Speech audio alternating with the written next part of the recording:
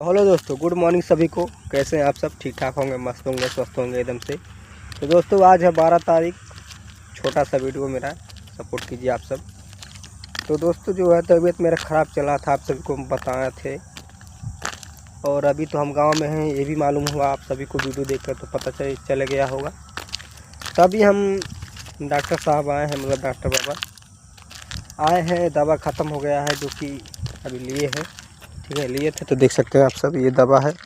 इतना सारा दवा दोस्तों, बहुत हार्ड दवा है। खाते समय पूरा एकदम दिमाग ख़राब हो जाता है, ठीक है। दिमाग ख़राब हो जाता है बहुत, मतलब 6 गोली है 3 दिन का। थोड़ा थोड़ा दवा देते हैं, अभी तो ज़्यादा दवा नहीं दे रहे हैं, थोड़ा थोड़ा दवा देते हैं जो है दोस्तों। लेकिन बहुत हार्ड दवा है दोस्तों, बहुत हार्ड है, ठीक है। खाने में पूरा एकदम, आप सब सोच ही सकते हैं कैसा लगता होगा दवा खाते समय, ठीक है। तब तक मिलते हैं नेक्स्ट वीडियो में।